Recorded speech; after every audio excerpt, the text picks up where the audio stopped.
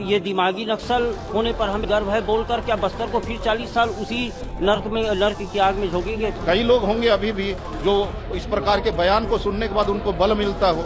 इस चीज़ को अगर इतने बड़े बड़े लोग अगर सपोर्ट करेंगे तो ये बड़ा ही अपमानजनक होगा। देखिए, एक बयान पूर्व में आया था, मैं इस चीज़ को बार बार अवलोकन कर रहा हूँ। एक बयान पूर्व में आया था हमारे पूर्व गृह मंत्री के माध्यम से, पी चिदम्बरम जी के उनके एक्स से आया था कि वो दिमागी नक्सलियों के साहस पर, दिमागी नक्सलियों के साथ हैं, उन पर गर्व होता है। तो मुझको बहुत आया था कि आज आप हमारे बस्तर में जाकर देखिए, ऐसा न कोई विरोध कर रहा है, न कोई बयानबाजी कर रहा है, बल्कि उन बस्तर के पीड़ितों के साथ कंधा से कंधा मिला करके हमारे जवानों के जज्बों के साथ खड़ा है। और दिल्ली से आज जाना, जो देश की राजधानी है, जहां पर हमारा सारा चीज हैंडल होता है, जहां से हमारा चीज प्रेषित होता है, वहां इस बात आना हमको बहुत आहत हुई। तो हम सोचे कि हम दिल्ली जाएंगे, दिल्ली में नहीं अमेरिका में होते तो हम अमेरिका भी जाते इस बात को करने के लिए कि आप ऐसा कैसे बोल सकते हैं। आपने बताया कि आपके पति शहीद हो गए। जी जी, बताइएगा हमें क्या हुआ था आपके साथ? जी, मेरे पति फोर्स में थे, स्टेप के जवान थे।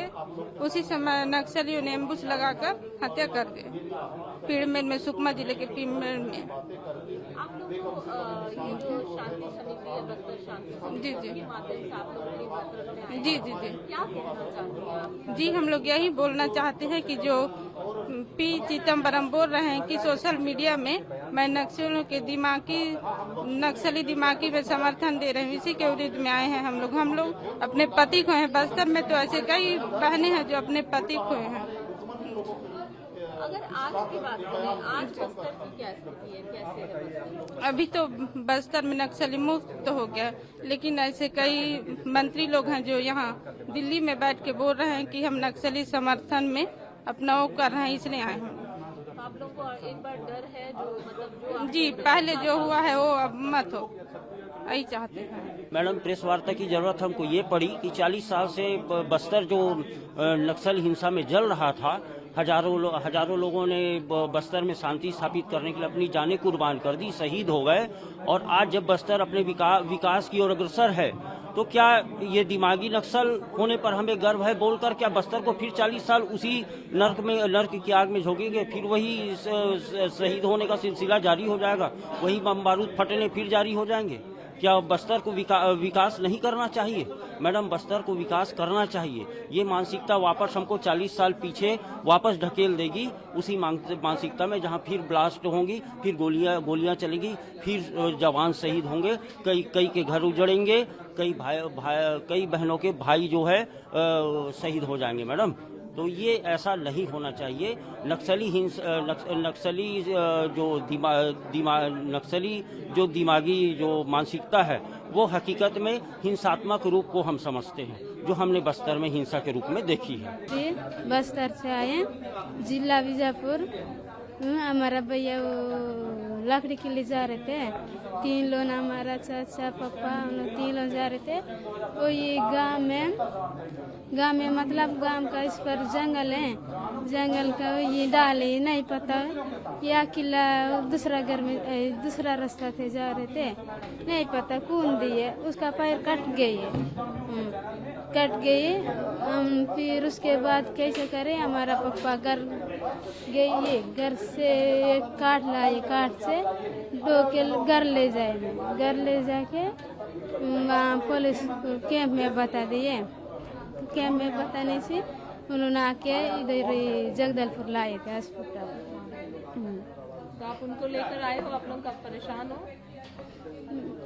अभी उन लोग कैसा रहेंगे, उनका जिंदगी बर्बाद हो गई है ना, उसका शादी हो गया, लेकिन उसको बाल बच्चे लोग भी नहीं है। हम लोग 2 लोग नाथ लेने जी, माता पिता नहीं है? नहीं, हमारा मम्मी भी खत्म हो गया, भैया भी खत्म हो गया, भाई बहन भी नहीं है। आप दोनों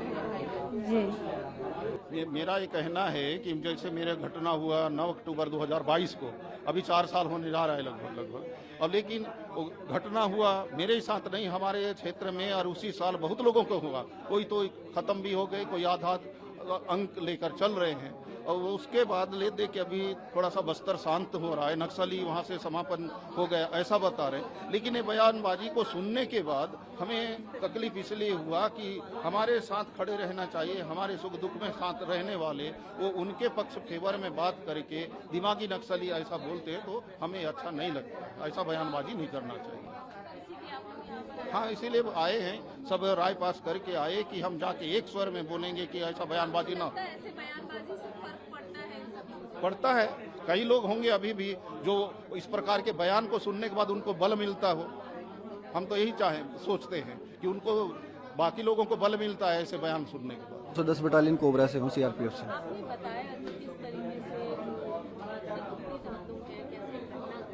क्या कहना चाहेंगे आप लोग जो ऑब्जेक्ट है यहाँ आने का, क्या मेन ऑब्जेक्ट? मैं सीआरपीएफ को यहाँ पे रिप्रेजेंट कर रहा हूँ। उन्होंने सीआरपीएफ ने और जितने भी सिविल पुलिस ने जितनी भी जानें गंवाई हैं, कई लोगों के अंग चले गए, कई लोगों ने जान गंवा दी, बिल्कुल कई लोगों की डेड बॉडी भी नहीं मिली, लोगों है ना, उनके पार्ट्स मिले। तो मैं इन सब जो अभी फिर से एक साइकोलॉजिकल और एक आइडियोलॉजिकल जो ये ट्रेंड चल रहा है दिमागी नक्सल होने का, इसको मैं बस ये कहना चाहूँगा कि इन नक्सल मुक्त करने में बहुत खून बहा है, बहुत मेहनत लगी है, बहुत सारे ऑपरेशनल मतलब मदद लगी है सरकार की तरफ से, गांव वालों की तरफ से बहुत सपोर्ट लगा है। तो वो एक दिन में नहीं हुआ है। अब इस चीज़ को अगर इतने बड़े बड़े लोग अगर सपोर्ट करेंगे तो ये बड़ा ही अपमानजनक होगा।